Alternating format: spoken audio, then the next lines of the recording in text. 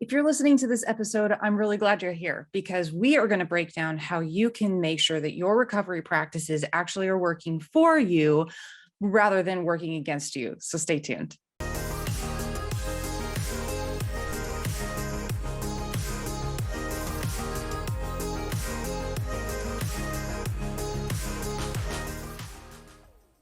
Hello and welcome to another episode of the Fit and Healthy Athlete Podcast. I'm Dr. Kirsten Lauritsen, and today we're going to talk about recovery.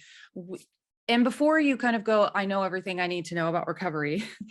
Here's the thing, stay with me. Your recovery choices might actually be causing more stress and more problems than helping. So I hope that I've caught your attention because today is going to be a really packed episode where I'm going to talk about some of the like 4 ways specifically that you can get the most out of your recovery. But we're also going to talk about areas where a lot of athletes go wrong and are doing technically the right things, but it's actually causing more problems for their health, but also for their performance. So I tend to look at recovery a little bit differently than most. You've likely heard the very common tips of like, you need to eat more nutrition overall, like get your calories right and all of that. Make sure that you eat more protein and definitely make sure that you're taking all of your post-workout things and you're doing all those things that you should be doing. Also, sleep or sleep more is one that you often hear a lot, as well as make sure you're taking rest days, right? Like those are your super common ones.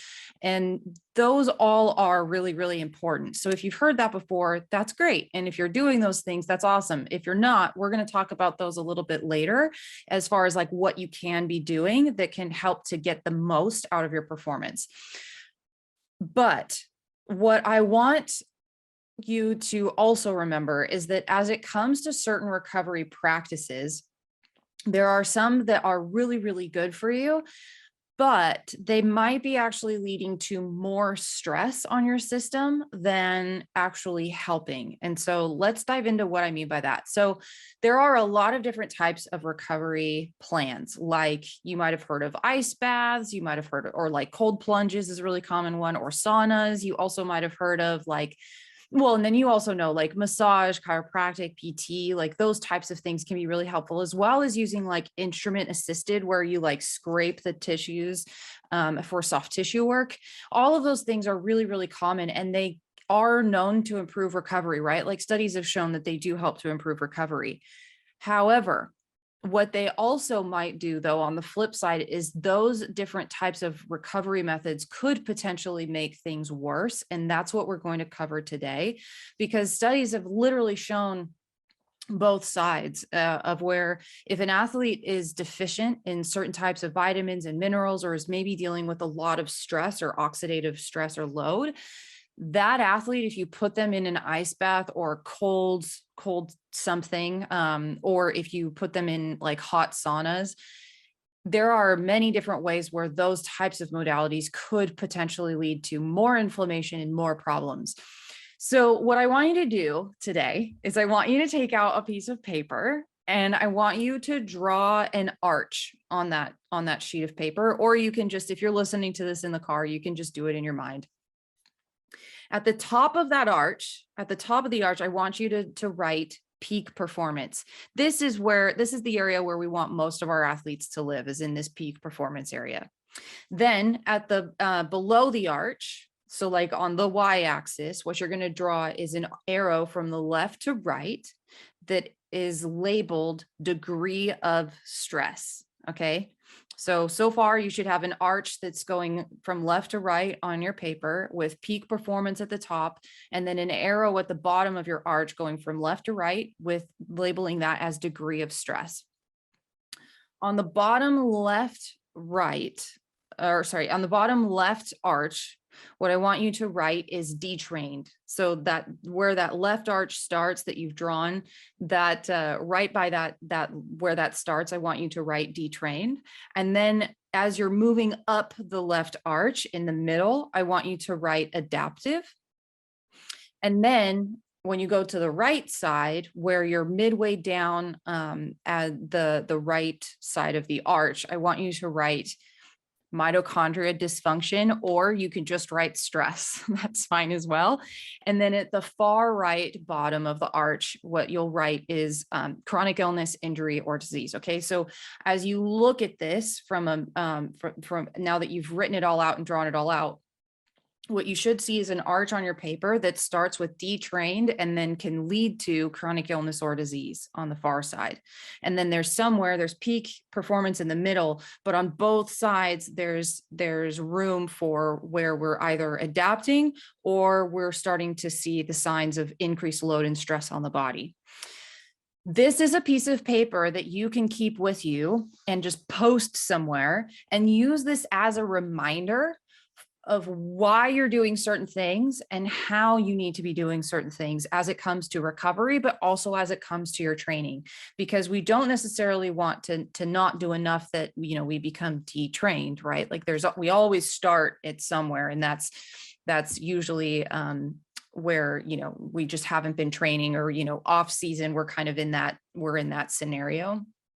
But then as you go through that adaptation to exercise, you know, we get to that peak performance that we're looking for, but we don't always hang out in that peak performance all the time. We can kind of go from left to right on that arch, swinging from left to right. The thing is, though, is that we don't want our practices to get us all the way over to where we're getting stressed. We're seeing mitochondrial dysfunction. We're seeing, and I'll go into what that means. But we also don't want to see, you know, going into chronic illness, injury, or disease, right? That's that degree of stress that we really don't want to see. And here's the thing.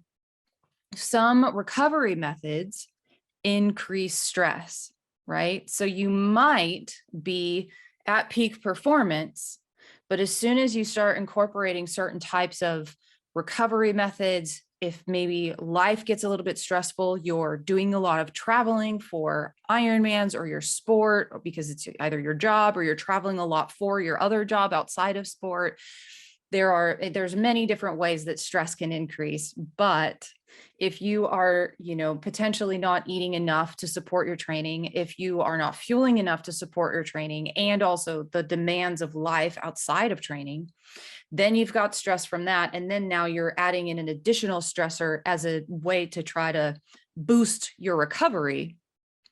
Now we've just got so much stress on the body that we've gone to the far right side of that arch, where we're potentially ending up in that injury or illness side of things. And that's what we want to avoid.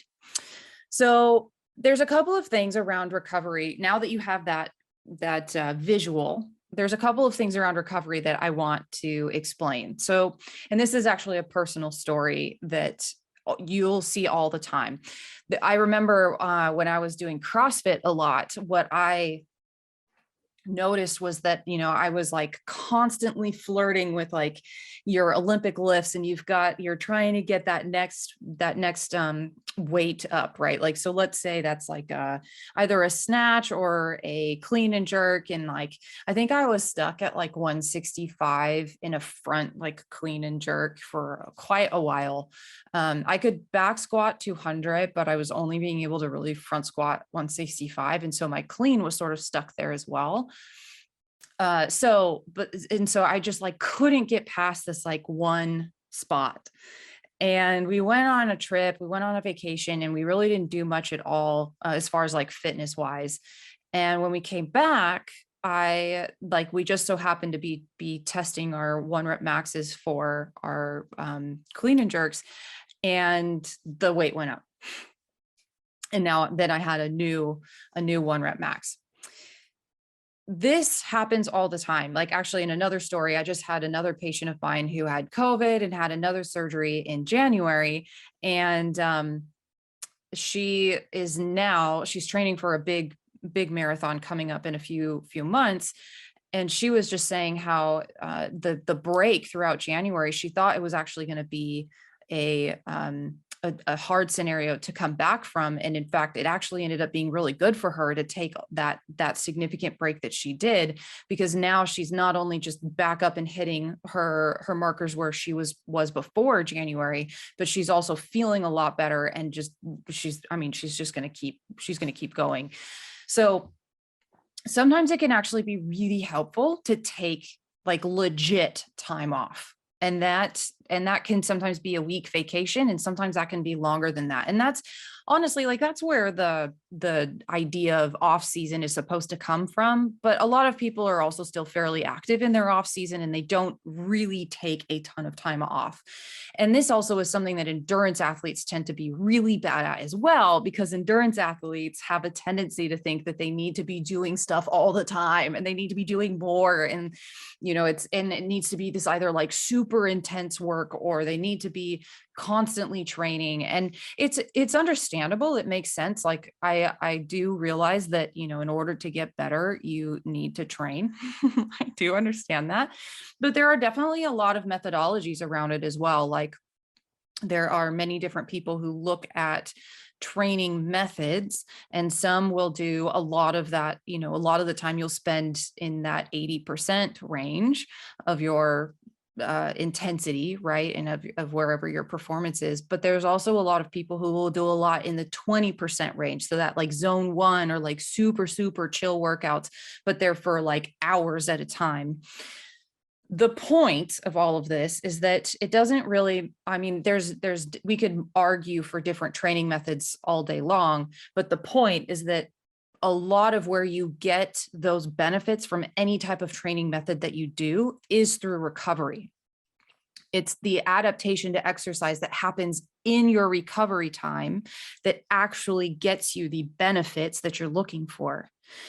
So there's a couple of different mistakes, and I think also like just misconceptions around recovery that I want to go into for today. So number one of the biggest mistakes that athletes make, and especially endurance athletes, is again, this like idea that they really want to do more. That is one area where if you don't actually give yourself a break and give yourself time to recover, eventually it will catch up with you. Like, you may notice for the short time being that things are going really well, but there will come a time where the body can't sustain that load. And then that's where things tend to fall apart.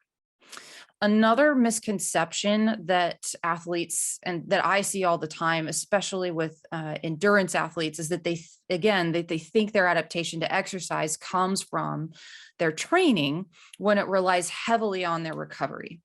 So that misconception, I think, is one where it just seems like when you're training, that's where you're going to get the most benefits from that exercise, when in fact, it's really about the sleep quality that you have. It's about time off that you spend. It's about getting your feet up and just chilling and relaxing. And if that's not an option for you, or let's say you have a very intense job where maybe you work construction, or you are constantly on your feet the whole entire day, then, we need to also manage you need to find time for recovery. And so that might literally mean taking a rest day, like a specific rest day, so that you can balance out the load that's on your system, right?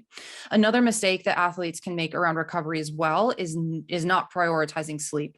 It's really, really common for athletes to get into a mode where you see those performance declines, or maybe like a stagnation with performance, or an additional stressor comes into play with your lifestyle. And now you've got to figure out where you're going to put your training in. And then a lot of people will tend to not prioritize sleep. So they'll start to sleep less so that they get more hours in the day so that they can get it all done. And I understand all the different types of loads that everybody deals with. Like, I get all the different scenarios. But you've got to figure out somehow where you're going to get that recovery from, because what's likely happening, if you're seeing that stagnation or that decrease or the decline in performance, where that's most likely coming from is too much stress and load on the system. So putting more stress and more load and then not prioritizing your recovery is going to put you even further down into that process. And it can increase inflammation, it can increase fatigue, all of the things that we don't want to see, right? The other mistake that I see a lot as well is around balanced daily nutrition. One of the very critical pieces of recovery is food. It's nutrition. It's making sure you're eating enough protein. It's making sure you're eating enough calories. There's so many different areas under nutrition that are critical for recovery. But what happens a lot of the times is that athletes skip meals, they try fasting, they try doing like keto, for example, where you're eating a lot of protein and fat, but not a whole lot of carbohydrate. And that might work for some, like some of those methods may work for some people, but for most, and particularly in the endurance world, those are going to be really precarious situations to be in, because with daily nutrition, you need to make sure that you're eating enough calories for your day. And especially if you are an endurance athlete, if you're a high performer, an elite or pro athlete, your calories and also how you balance out those calories really matters for that long-term performance and for that peak performance for that matter. Plus, it's through usually the foods that you get. That's like the area where we want to get most of your nutrition from. So a lot of those antioxidants, anti-inflammatories, we want to be getting them from whole food as much as we possibly can, because we want to be very careful about the supplements that we take. Because if you take supplements at the wrong time, you can actually reduce that adaptation to exercise. So you can start to see like that daily nutrition is going to be really critical. This is also where a lot of athletes tend to like get really confused as well. Like I've worked with countless athletes that come to see me because their nutrition is just one of those things that they're like, I literally have no idea what to do. I've like listened to the podcasts, I've read all the things, and I'm just so confused on what the best thing would be to do here. And then they also don't really know how, like maybe they've been a marathon runner in the past, but they don't really know how to take their fueling from marathon running, which for some of them, if you run a 2 to 3 hour marathon, you may not be doing a whole ton of fueling. Whereas like then going from a 2 to 3 hour event to, or 4 hour event to a 10, 12, 14 hour event, that's an entirely different scenario, right?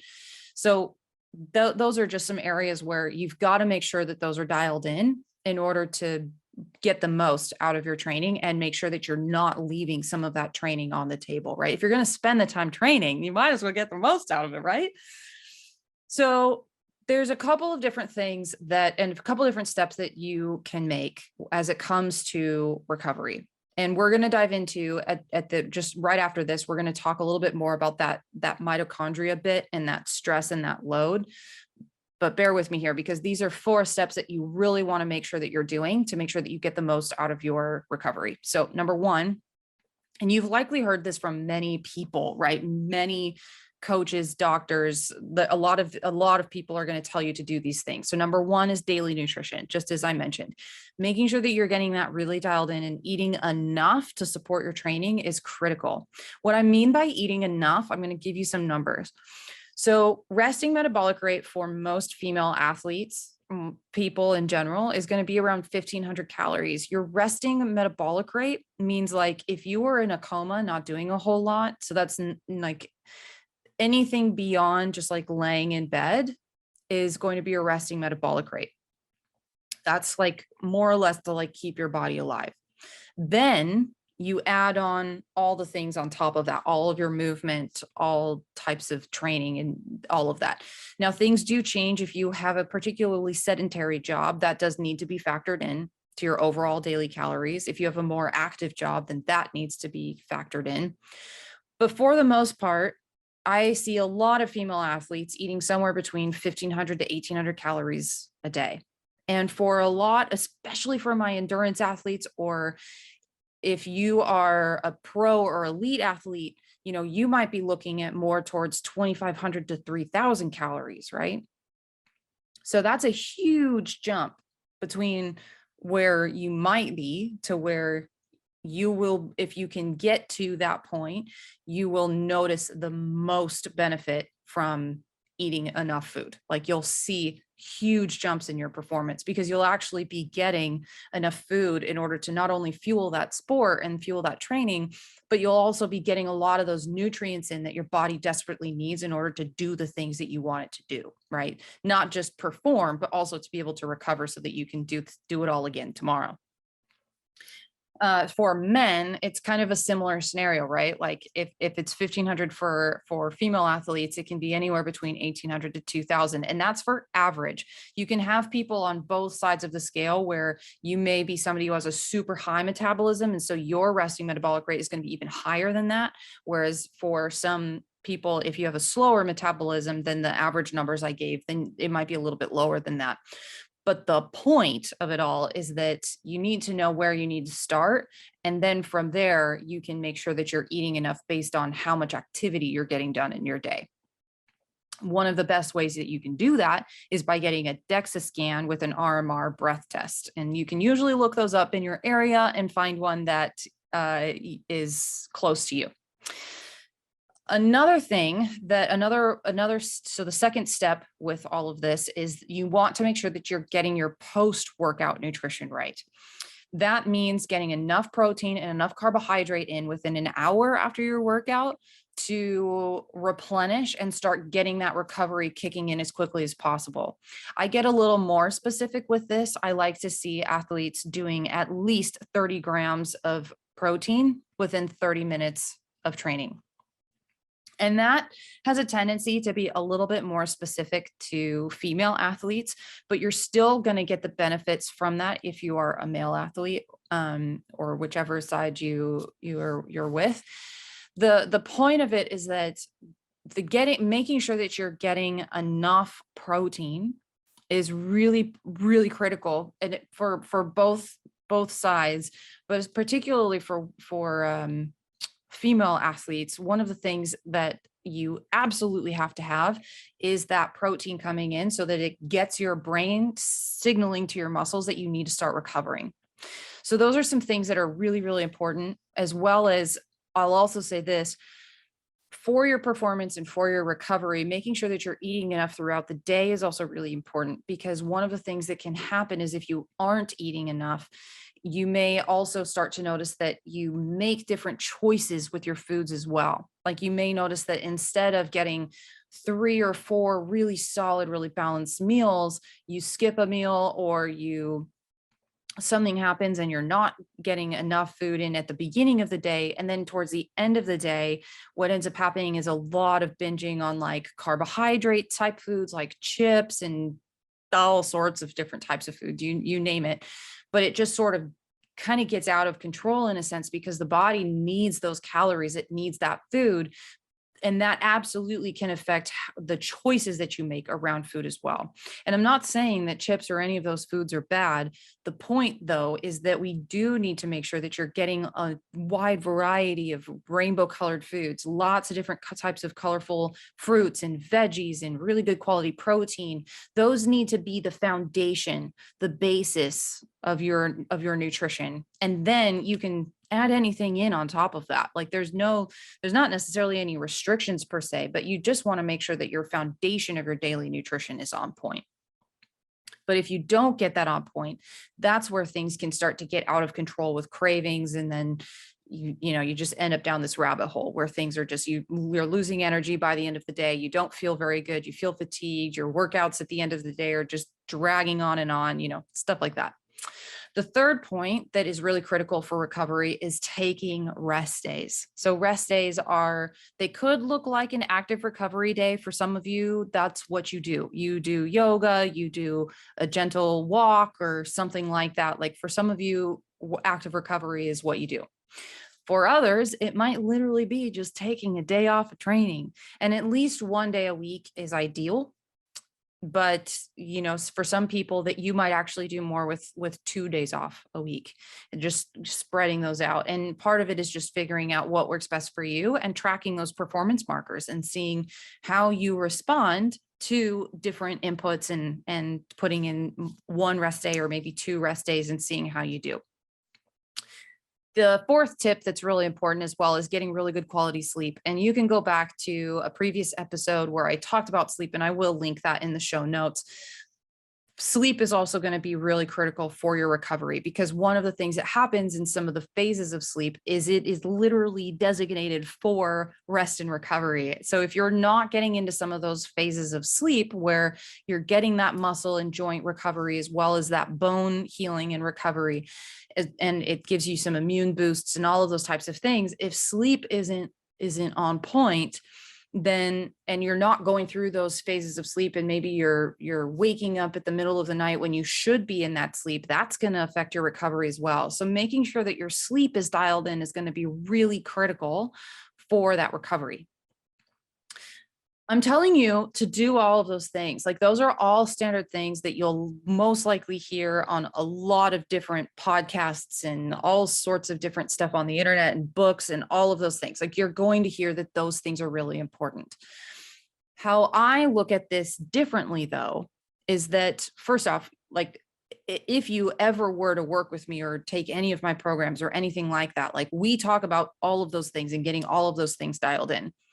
But there are some other ways to look at this that are particular to what we were talking about when I had you draw out that arch and that map for peak performance, and somewhere along the line being able to keep yourself in that peak performance and not overloaded with stress. One of the ways to do this is by getting labs. And I know that I talk about this a lot. There's some labs that you can get where you'll already, like, you may already have some labs that your doctor has ran that can tell you a lot about what's going on. But there are also some functional labs that will go even further, where we can see how your mitochondria are doing. Do you have too much oxidative stress? Do you have too much inflammation? Do you have too much load on the system? Like, we can legitimately run a panel and see on that map if you're on the right side of that panel, where it's like peak performance, but we're tipping over into the too much stress. And so now we're starting to see issues with mitochondrial dysfunction and stress, and that could potentially lead us to chronic illness, injury, disease. So that's one way that we can test and see if your body's adapting. The other thing that we can test in that as well is we're looking for your nutrient status. We're looking to see if you have all the nutrients necessary in order to be able to like recover. One of the things about the cold plunges and saunas that's really critical is making sure that you do actually have enough nutrients for your body to be able to remove some of the stress, and then be able to actually, like, your mitochondria do a lot of work in that scenario when you're in cold and heat, and especially if you're alternating between the two. So you have to make sure that you actually have the nutrients necessary. And the mitochondria use all sorts of different types of nutrients. They use CoQ10, they use vitamin C, they use magnesium. Magnesium is a huge one. And magnesium is a nutrient that most athletes are deficient in, but it's basically like a dishwasher for your mitochondria. Like, it's a part of almost every step along the way of how the mitochondria use your carbohydrates, fats, and proteins and break them down into energy. You have to have magnesium in order for all of that to happen, and for them to be able to get rid of the byproducts that are really toxic for those cells. Okay. So the point of that is that, again, we want to make sure that depending on what recovery things you like to do, whatever that is your favorite, we need to make sure that you actually have the foundation to be able to do that. And it's really common to run a panel and see, like, there are numerous athletes that I've worked with that have received panels back that have seen that their oxidative stress and inflammation are a little bit higher. And that's literally because there's an increased stress and load on the system, and they're not getting what they need in order to help to counteract that training, that stress, whatever it is going on in their life. There's an imbalance there. So again, you might be adding increased stress on your system, which is pushing you further towards being that fit and fatigued athlete, which is where we really don't want you to be. The bottom line of all of this, and the reason why this is so critical to talk about in the terms of recovery, is that my phrase is always test, don't guess. It's way more efficient. It's way more effective if we can actually run the panels, run the tests, instead of have you just guessing about where you're at and what you need to be doing. We can get really super specific and make sure that everything's really dialed in for you. And we can also make sure that your body has exactly what it needs in order to optimize your recovery. So here's how you can figure out if you have what you need in order to recover well. You can go to I have a couple of different options for you, but you can go to and start with a free guide that I have over at drkirsten.com/finistrong that will help you identify the areas where you may need to look a little bit further. Like in there, I've got a questionnaire for you. I've also got a brief sections on fueling properly and hydrating properly, on nutrient deficiencies and making sure that you've got enough nutrients, as well as looking at GI tract and gut health and how that can impact your performance as well as your recovery. So there's a lot of tools and a lot of resources in there that may be really helpful for you to be able to just set a baseline. Let's become aware. Let's figure out which areas you may have some gaps in that we need to work on and we need to fill, especially if there's anything around inflammation and things like that. It's all about that. Yeah. So that's all about bringing you awareness to where you might be struggling with a fatigued body that's experiencing, especially if you're experiencing like performance stagnation or you're seeing performance declines. That is a guide that you absolutely want to check out, because this is how we can get you from having those injuries, having those illnesses, noticing that just things are just not quite right, and we can get you to feeling really, really good, being able to perform symptom free, and being able to for you to be able to become a fit and healthy pro athlete or elite athlete, whatever that is that you're going for, right?